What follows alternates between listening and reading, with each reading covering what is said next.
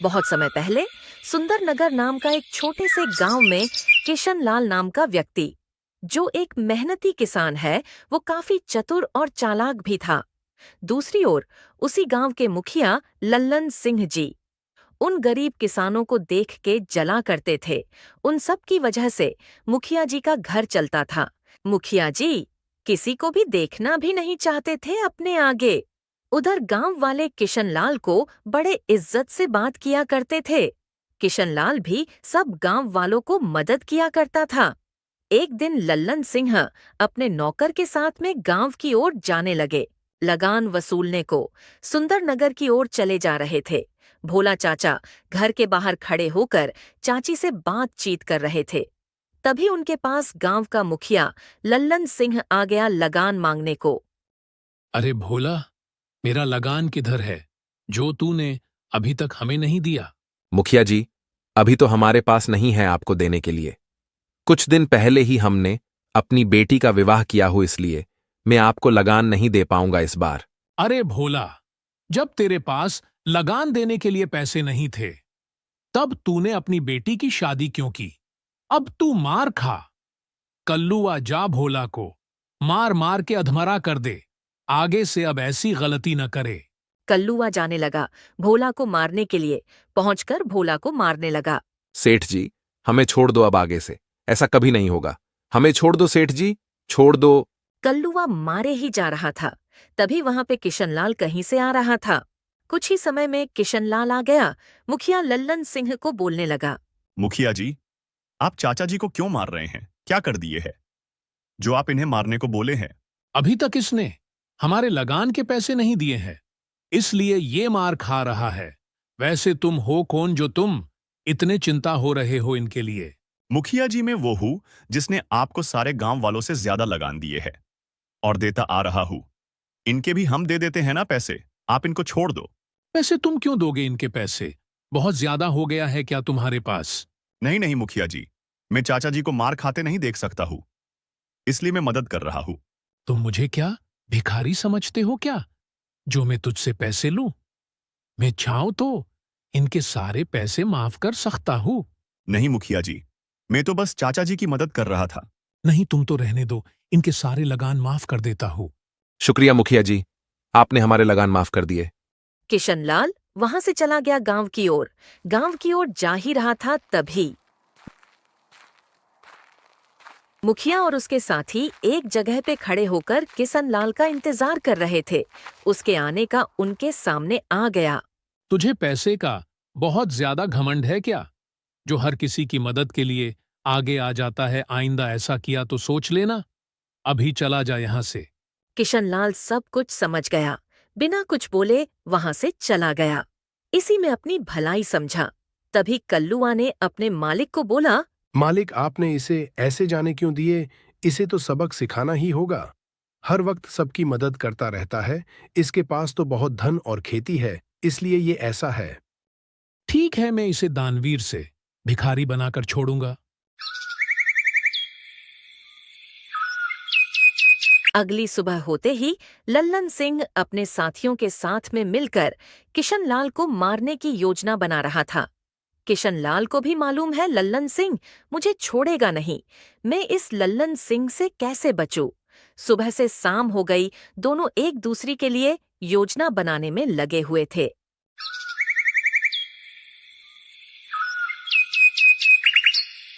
सुबह होते ही किशनलाल जंगल में जाकर एक पेड़ पे चढ़कर बैठ गया और कुछ जानवर को पकड़ने के लिए एक जाल बिछा रखा था। उनमें कुछ फल भी थे। एक जगह पे बैठकर इंतजार कर रहा था। तभी वहां पे 3 हिरण आए साथ में। वो सब जाल में जाकर फंस गए। तुरंत ही नीचे उतरकर सबको पकड़ लिया, बैलगाड़ी में रख दिया, अपने दोस्त के साथ में घर की ओर जाने लगा।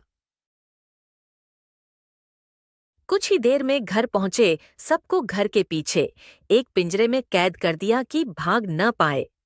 दोपहर होते ही उधर लल्लन सिंह अपने साथी के साथ में किशनलाल के घर के लिए रवाना हो गए। उधर किशनलाल अपने माँ के साथ में बैठकर बातचीत कर रहा था। उनके साथ में एक हिरन भी था। तभी लल्लन सिंह और उनके साथी किशनलाल के घर के बाहर आकर खड़े हो गए। किशनलाल कहाँ हो? जरा बाहर तो आना, तुमसे कुछ काम है। किशनलाल अपनी माँ को सब कुछ अच्छे से समझा देता है। बाहर जाकर क्या बोलना है मुखिया जी को। फिर वो वहां से पीछे के दरवाजा से बाहर निकलकर गांव की ओर चला जाता है। तभी किशन की माँ घर में से निकलकर बाहर को आई। मुखिया जी, इस गरीब के घर कैसे आना हुआ आज? हम तो किशन से मिलने को आए थे। कहाँ है जो अभी तक नहीं आया बाहर? मुखिया जी, वो तो खेत में गया हुआ है काम करने के लिए। हम तो वहीं से होकर आए हैं, हमें तो वो कहीं भी नहीं दिखाई दिया। लगता है आपने अच्छे से नहीं देखा है। वो एक कोने में होगा वहीं पे। ठीक है, हम वहीं पे वापस से जाते हैं और अच्छे से ढूंढेंगे किशन को। सब लोग वहां से चल पड़े किशन को ढूंढने के लिए। कुछ ही समय में सब लोग खेत के पास पहुंच गए। तभी लल्लन को दूर से किशन दिखाई दिया। एक पेड़ के पास बैठा हुआ था, एक जगह पे बैठकर आराम कर रहा था और उसके साथ में एक हिरण भी था जो पिंजरे में कैद था। किशन के पास पहुंच गए।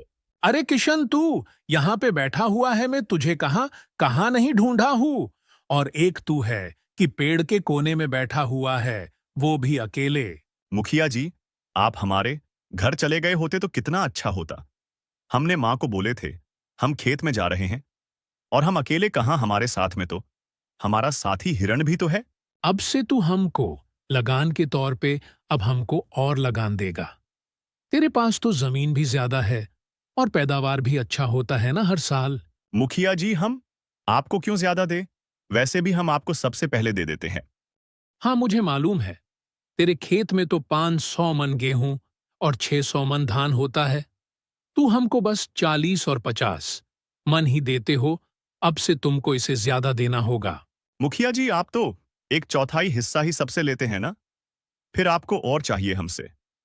ठीक है मुखिया जी, अब हम आपको इसे ज्यादा दूंगा। फिलहाल आप सब हमारे साथ में घर चलिए।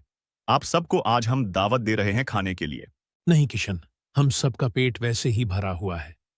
तुम ज्यादा जोर दे रहे हो तो हम सब तुम्हारे घर जाने के लिए तैयार हैं। तभी किशन ने हिरण को पिंजरे में से बाहर निकाला और उसको बोलने लगा। हिरण, तुम जल्दी से जाओ, एक मुर्गी पकड़ के घर ले जाना और माँ को बोल देना कि आज सबके लिए अच्छे अच्छे पकवान बना के रखे। हम सब थोड़ी देर में घर पहुंचते हैं। अरे किशन, ये हिरण तो भाग जाएगा, तुम इसे बाहर क्यों निकाल दिए हो? भाग जाने दो हिरण को, अच्छा ही तो होगा। जितना जल्दी घर पहुंचेगा हमारे लिए उतना ही अच्छा होगा। तभी हिरण वहां से भाग जाता है जल्दी से सबके सामने से। ये सब देखकर मुखिया जी को कुछ अजीब सा लगा। ये कैसे हो सकता है? ये एक हिरण जाकर बताएगा घर पे। किशन, मुझे कुछ समझ में नहीं आया। तुमने इसे पहले पिंजरे में कैद किए थे, अब उसे छोड़ भी दिए, कहीं भाग गया तो? ऐसा क्या है इस हिरण में जो इतना खास है और सब कुछ समझ जाती है? मुखिया जी, ये हिरण कोई आम हिरण नहीं है। हमने इसे एक बाबा से वरदान में मांगा था, हम जो बोले ये सब कुछ कर सके, इसीलिए हमने इसे इस तरह रखा है और अभी तक किसी को भी नहीं बोला हूं। ठीक है किशन, तुम्हारी हिरण तो बहुत समझदार है। अब चले घर की ओर।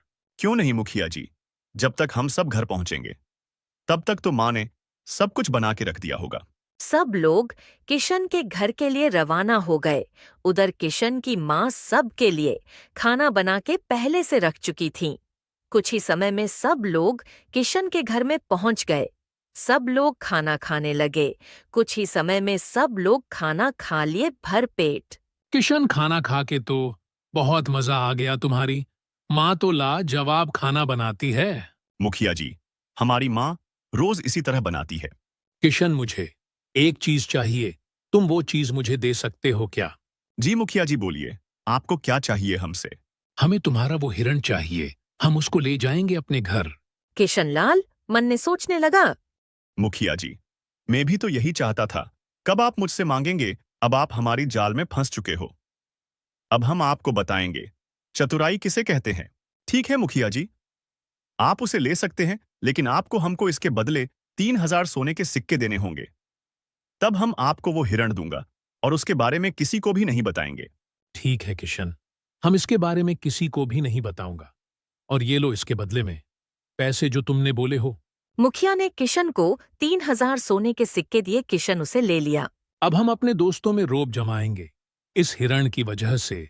फिर वहां से चला गया उस हिरण के पास जहां उसने 2 और हिरण रखा हुआ था। वहां से एक हिरण लेकर आया और मुखिया जी को दे दिया। ये लो मुखिया जी आपकी हिरण। अब आप इसका ध्यान अच्छे से रखना। मुखिया जी और उनके साथी उस हिरण को लेकर जाने लगे। ये सब देखकर मन ही मन में किशन हंस रहा था। मुखिया जी तो सच में बेवकूफ है, जो हमारी बात मान गए वो भी इतनी आसानी से। कुछ ही समय में घर पहुंच गए। उसे एक कोने में रख दिए पिंजरे में और घर के अंदर चले गए।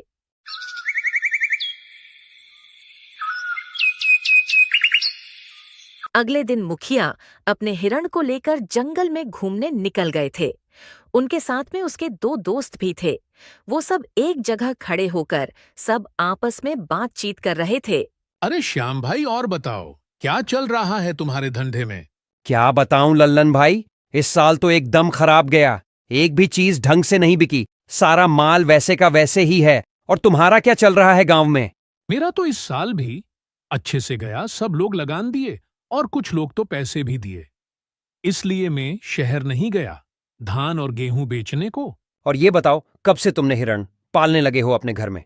लल्लन भी कब से इंतजार कर रहा था कि कब श्याम इस हिरण के बारे में बोलेगा। अब इससे अच्छा मौका नहीं मिलेगा हमको इसके बारे में बताने को। श्याम कुछ ही दिन हुए हैं और ये तो काफी समझदार भी है। जो हम इसे कहते हैं ये सब बात मान लेता है जल्दी से। लल्लन, हम कुछ समझे नहीं, तुम क्या कहना चाहते हो? ठीक है श्याम, मैं तुमको दिखाता हूं ये हिरण क्या क्या कर सकता है। लल्लन उस हिरण के पास जाने लगा। वहां पहुंचकर पिंजरे में से बाहर निकाल दिया और उसे आदेश देने लगा। हिरण जाकर एक मुर्गा पकड़ के ले जाओ घर और मालकिन को बोल देना कि आज खाने में चिकन और पकवान बना दे। आज घर पे हमारे दोस्त आ रहे हैं, खाने के लिए तुम जल्दी से जाओ। ये सब श्याम एक कोने से सब देख रहा था। लल्लन क्या बोल रहा है इस हिरण से? तभी हिरण जल्दी जल्दी भाग गया जंगल की ओर। लल्लन को लगा ये हमारे घर गया है बोलने के लिए। उसे पता नहीं अभी उसके साथ में छल हो रहा है। लल्लन इससे बिल्कुल अनजान था। दोनों घर की ओर जाने लगे। कुछ ही समय में घर पहुंच गए। लल्लन की बीबी घर के बाहर खड़ी थी। उसके सामने लल्लन आकर खड़ा हो गया और उसे बोलने लगा। अरे सुमन, तुमने सब कुछ बना दी हो ना? क्या मैंने सब कुछ बना दी हूँ? तुम क्या बात कर रहे हो? मैंने तो हिरण को भेजा था तुम्हारे पास उसे बोल के चिकन और अच्छे अच्छे पकवान बनाने के लिए। वो अभी तक तुम्हारे पास नहीं आया क्या? अभी तक तो कोई भी हमारे पास नहीं आया है। और कैसे पकवान? अरे किशन, मैं तो तुझको नहीं छोड़ूंगा जिंदा। तूने मेरे साथ में बहुत गलत किया है। मुझे धोखा देकर अब तू कहां तक जाएगा? कौन सा धोखा और आपको किसने दे दिया? कल्लुआ, तू किधर मर गया रे? जल्दी आ मेरे पास। कल्लुआ जल्दी जल्दी लल्लन सिंह के पास गया। क्या हुआ मालिक? आप इतना जोर जोर से क्यों चिल्ला रहे हो? अभी इसी वक्त तुम सब चलो हमारे साथ में उस किशन के घर। उसने हमारे साथ में बहुत बड़ा विश्वासघात किया है। सब लोग लल्लन सिंह के साथ में जाने लगे। लल्लन सिंह काफी ज्यादा गुस्सा और चिढ़ सा गया हुआ था। आज तक किसी ने उसके साथ में ऐसा नहीं किया। इसलिए सबको लेकर किशन के घर के बाहर जा खड़ा हुआ और किशन को गुस्से से आवाज देने लगा। अरे किशन, तू बाहर आता है कि मैं आऊं अंदर? अंदर किशन बैठकर मुखिया जी का इंतजार कर रहा था, क्योंकि उसे भी मालूम था कि मुखिया लल्लन सिंह जी उसके घर जरूर आएंगे बोलने के लिए। इसलिए पहले से ही तैयार था उसे क्या बोलना है। उठकर बाहर की ओर जाने लगा। दोनों एक दूसरे को देखते रह गए। लल्लन सिंह तो गुस्से से किशन की ओर देख रहे थे। तभी उन्होंने बोले, तुझे मैं क्या पागल लग रहा हूं जो तूने मुझे बेवकूफ बनाया वो हिरण बेचकर? चल ला मेरे पैसे। क्या हुआ मुखिया जी? मैं क्यों आपको पागल बनाऊंगा? मुझ में इतनी हिम्मत कहाँ है जो मैं ऐसा कर सकूं आपके साथ में? कोई गलत फहमी हुई होगी किसी बात को लेकर। कोई गलत फहमी हुई है मुझे। तूने जो मुझे हिरण दिया था वो तो भाग गया। तूने तो बोला था ये सब कुछ बता देता है। मुखिया जी, मैंने आपके सामने उसे बोला था। उसने तो घर जाकर मां को सब कुछ बोल दिया था ना। लगता है आपने कोई गलती की है, तभी वो भाग के आई ही हमारे पास। हमने ऐसी कौन सी गलती कर दी जो भाग के यहां आया है? मुखिया जी, क्या आपने उसे खाना खिलाया कि नहीं अभी तक? हमने अब तक कुछ नहीं खिलाया हूं। तुमने तो बताना ही भूल गए, उसे खाना चाहिए। लगता है मैं जल्दी जल्दी में आपको बताना भूल गया। उसे खाना बहुत पसंद है, इसलिए आपकी बात नहीं मानी। ठीक है किशन, अब से मैं ध्यान रखूंगा इस बात का। मुखिया जी, आप यहीं रुकिए, मैं आपको लाकर देता हूँ। किशन वहां से चला गया। हिरण को लाने के लिए अब ये आखिरी हिरण बची हुई थी। मुखिया को लग रहा था कि सच में उसके घर आ गई होगी। कुछ समय में किशन आखिरी हिरण को लाया मुखिया के सामने। ये लो मुखिया जी, आपकी हिरण ले जाइए। मुखिया जी उस आखिरी हिरण को लेकर चले गए घर की ओर। कुछ ही देर में घर पहुंच गए।